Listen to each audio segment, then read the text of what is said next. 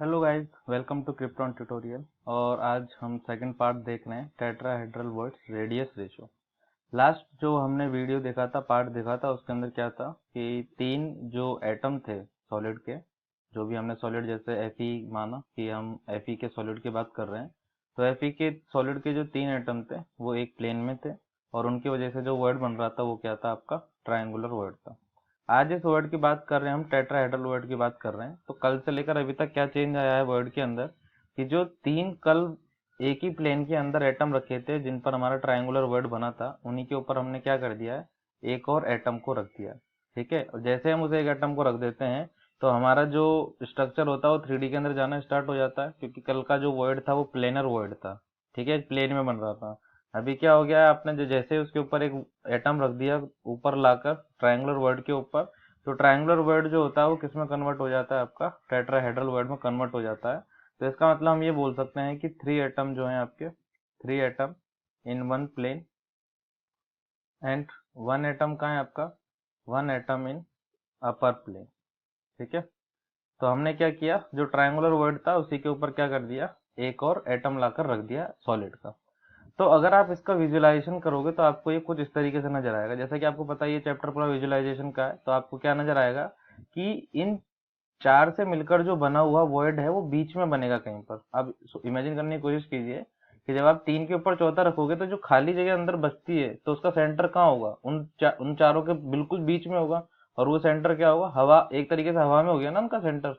तो हम करने क्या वाले हैं, हम यहाँ पर जो हमने अभी तो मैंने आपके सामने क्या दिखा दिया, सेंटर दिखा दिया है उस टेट्राहेड्रल वर्ड का। तो अब हम करने क्या वाले हैं, हम यहाँ पर एक छोटा सा एटम रखने वाले हैं।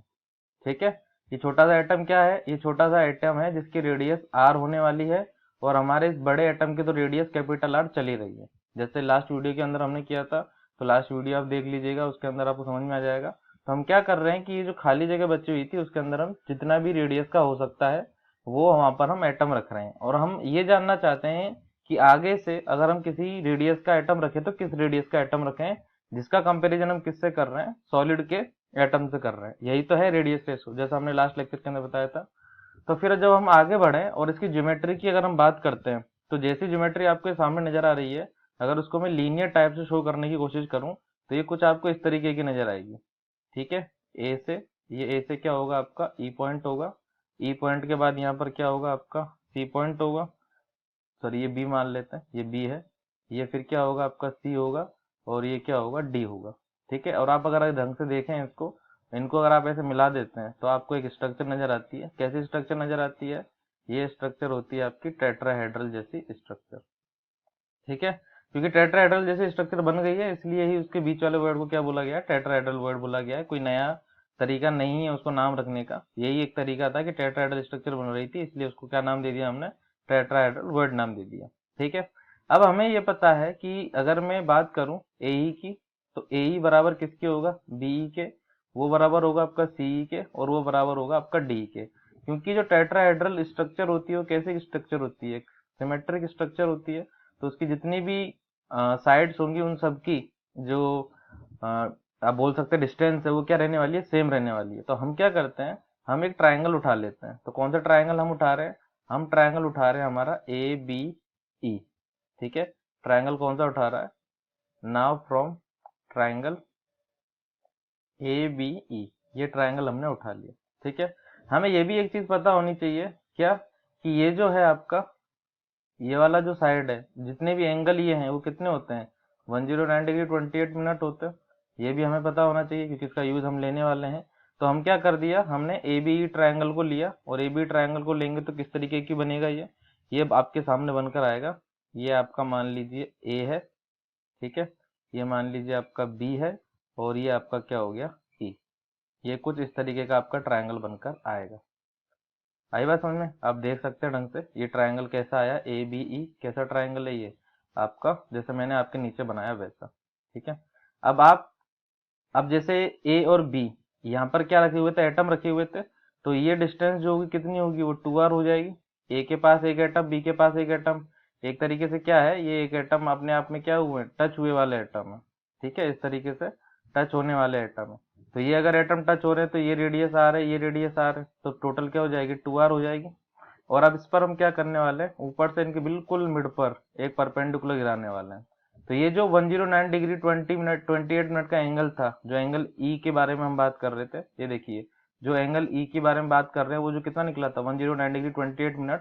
तो जैसे ही आप एक परपेंडिकुलर गिराते हैं जो बिल्कुल बराबर पार्ट में डिवाइड करता है, तो वो जो एंगल होता है वो भी क्या होता है, बराबर डिवाइड हो जाता है और वो निकल कर आता है हमारा 54 डिग्री 44 मिनट।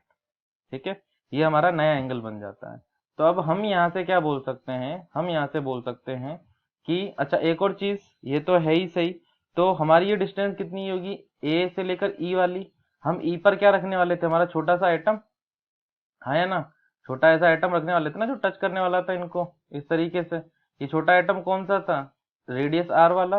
तो ए और ई इस डिस्टेंस की जो दूरी होगी, मतलब जो डिस्टेंस होगी वो कितनी हो जाएगी, आर तो आपका कहाँ से कहाँ तक हो गया, ये क्या हो गया आपका आर, और वो क्या हो गया स्मॉल आर, तो ये क्या हो जाएगा आपका आर प्लस आर। तो मैं यहाँ से बोल सकता हूँ कि sine 54 degree 44 minute equal to क्या, क्या लिखते हैं हम, ऊपर की बात कर रहे हैं हम, तो ये वाला क्या हो जाएगा आपका, पर ये आपका क्या हो जाएगा, लेंथ हो जाएगा। तो लेंथ कितना हो गया आपका आर, अपॉन में क्या जाएगा हाइपोटेनियस, वो कितना आपका आर प्लस आर। आ गया होगा सबको समझ में। तो जब आप इसको सॉल्व करते हैं, क्योंकि 54 डिग्री 44 मिनट का आपको तो पता ही नहीं है ना, और एग्जैक्टली से बताया तो हमें भी नहीं पता है, बस याद रख रखा है हमने, तो आप भी याद रखिए। तो जब आप इसको सॉल्व करते हैं तो आर बाय आर का जो रेशो आता है निकल कर, वो रेशो निकल कर आता है आपका 0 डेसिमल में क्या 0.225। ये क्या निकल कर आता है इसका रेडियस का रेशो। यानी कि अगर कोई कोई भी ऐसा एटम जो आप वर्ड में रखना चाह रहे हैं उसका रेशो उस एटम के जिसके अंदर रखना चाह रहे हैं उसके साथ कैसा होना चाहिए, 0.225 का रेशो होगा, तभी वो टेट्राहेड्रल वर्ड के अंदर क्या हो पाएगा, फिट हो पाएगा। ठीक है, तो इसका मतलब हम ये कहना चाह रहे हैं कि यहाँ से इसका जो रेडियस का रेशो आया आर बाय आर का, वो कितना आया है 0.225। तो ये यहाँ पर क्या खत्म होता है आपका टेट्राहेड्रल वर्ड रेडियस रेशो खत्म होता है। नेक्स्ट लेक्चर के अंदर हम आएंगे ऑक्टाहेड्रल वर्ड रेडियस रेशो के साथ। तब तक के लिए बने रहिए, चैनल को सब्सक्राइब कीजिए। Thank you.